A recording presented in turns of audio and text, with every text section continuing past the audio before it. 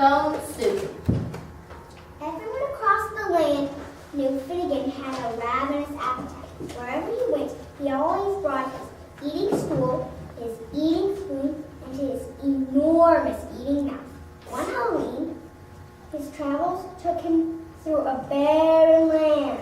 What a lovely place! I'm sure I can find a delicious Halloween feast here. Just then, a witch flying overhead spotted Finnegan and quickly took off to town. Beast! I just saw Finnegan heading into town. I'm going to booby trap my jar of eyeballs. Oh no! We don't need a big mouth like that. Zombie, did you hear Finnegan has been spotted coming to town? Oh my goodness. Wait. Yeah, that one. No, he still has some. Oh my goodness. I'm going to lock my bat wings in the cupboard. Oh my goodness, we barely have enough food for ourselves. Mommy, Flanagan is heading towards town. I am going to put my front wings in the cellar. I've heard he's worse than a plague of locusts. I'm gonna hide everything that I have to eat. Who's Finnegan? But no one paid the little werewolf any attention. When hungry Finnegan came to town, he was surprised that it was empty. And he was even more surprised that there was no Halloween feast. So Finnegan knocked on Richard's door. Could you spare a bit of food? I have nothing for you. So Finnegan knocked on the beast's door.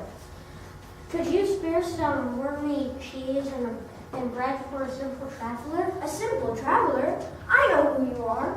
I have just enough for myself and none to spare. Be gone. At the third door, Finnegan barely opened his mouth when the zombie yelled at him. Go away. I have no food for you. He walked the whole town knocking on doors and windows, but no body or soul had any food for Finnegan. Refusing to give up, Finnegan collected wood from the forest and built a fire in the middle of the town square. Then he filled the town's largest cauldron with water and set it to boil. Finnegan then ceremoniously opened his cloak and took out a magnificent piece of bone. It was old and the edges were dry and scattered. He dropped it into the cauldron and began to sing. Bone soup is what I make. A magic bone is all it takes. Boil it long and add some spice. Bone soup tastes so very nice. What are you singing about? What are you boiling? What a dry old bone. You can't make any soup out of that. Any fool knows as well. Well, then I must be a fool, for I am making such a soup. I've never heard of bone soup before, but I think I'll like it. In some places I've traveled, bone soup is considered a delicacy. Besides, this is no ordinary one. It is magic. Finnegan tasted the soup and sighed. If only there were some stewed eyeballs. With eyeballs, this soup would be very tasty.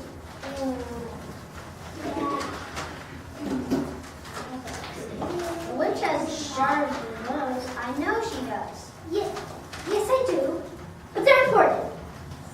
The townspeople stared at the witch until she finally fetched some from her staff.